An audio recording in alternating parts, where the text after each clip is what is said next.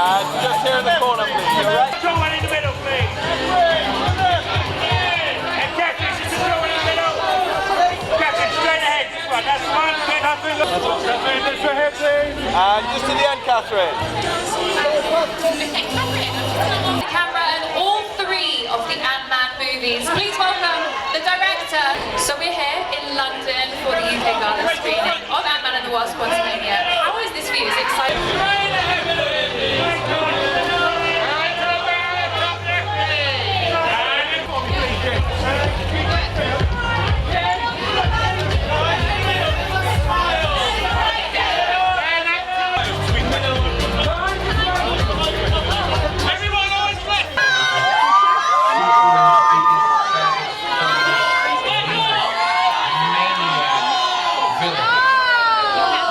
Movement, you know, try to get the breath up and try to get the atmosphere right, get people going. And you get everything going, and then you attack. Just to your right.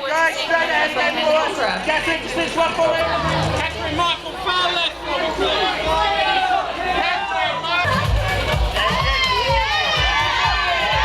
Just to your right. Just to your right, Evangeline. Evangeline to the top left. Evangeline.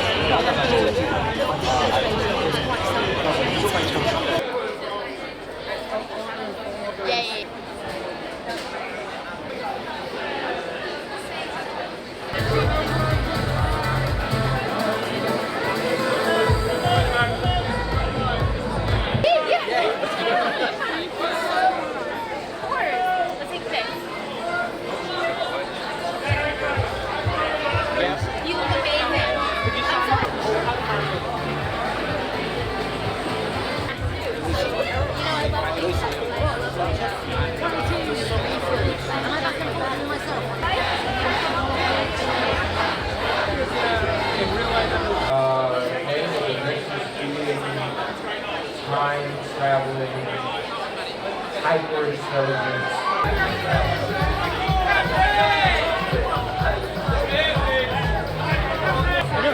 I wasn't kidding. I know.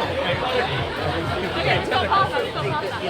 And of all the iconic lines and characters you've made in movies, which one do you find people most Lot of debates. Really? From I Love You Man, I guess. Oh, well,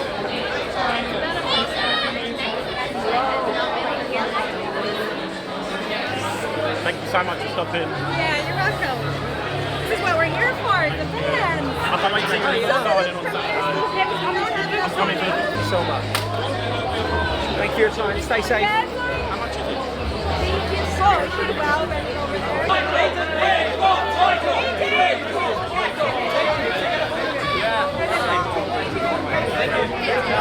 Look at the camera. Paul, could you look at the camera? Could you look at the camera? Hey Paul, can you look up? Paul, I'm going to Samuel's. Marvin. Well done. Jonathan. Great last night. Great. Jonathan, the open photo, please. I love this. So good. Thank you. Kathryn, please. Kathryn, you look amazing.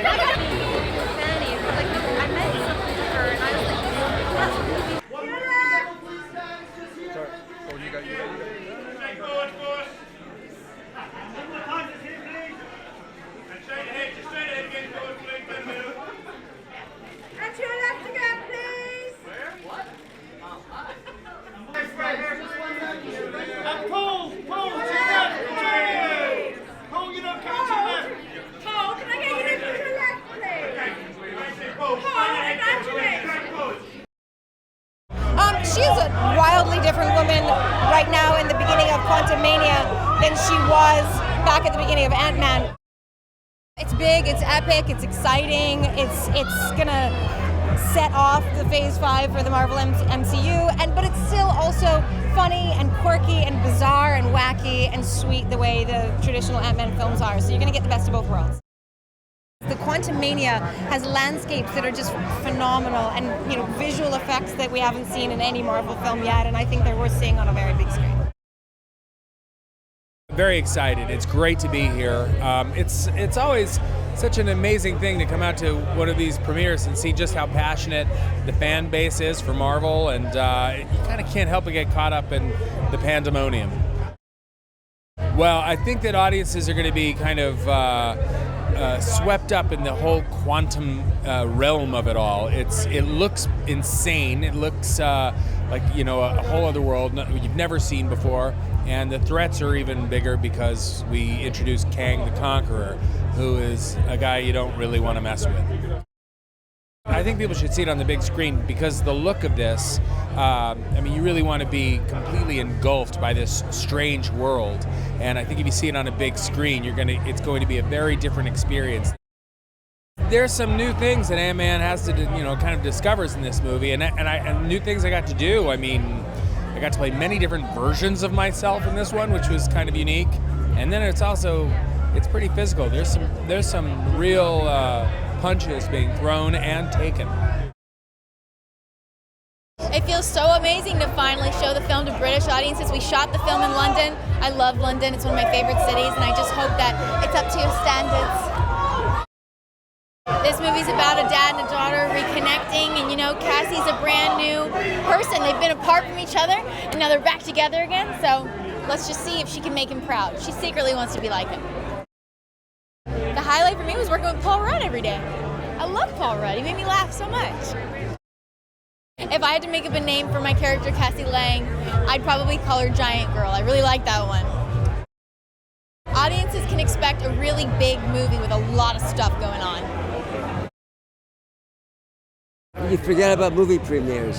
It's been a long time that I was thinking about going to a real movie premieres, and London does it up so nicely. So it's a treat to have my lovely bride here with me, this side of the pond.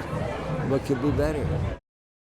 We start off like calm enough, you know, it's all okay. Everybody's at home and family. We have a new addition, Cassie, played by Kathryn Newton, a wonderful young actress. She's really great. And of course, Janet, who was away in the quantum realm for 30 years, has just recently come back.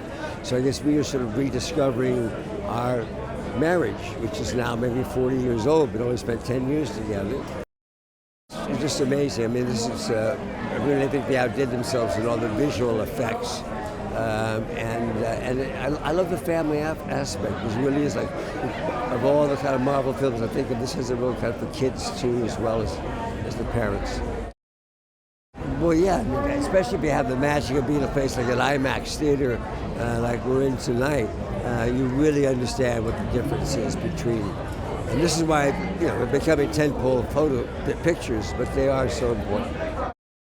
I loved it, you know, and this is the third outing. And I guess it's, I just love the dynamic. I love the craziness. This quantum realm they go to is psychedelic in its way. It's a lot of fun.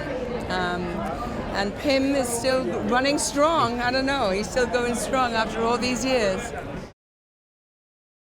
How excited am I about bringing our film to British fans? Very excited. We made it just 45 minutes down the road at Pinewood. So it's very exciting. It feels like we're making it again, you know, and we're sharing it with the culture and with the people who helped us do it. So it's very exciting.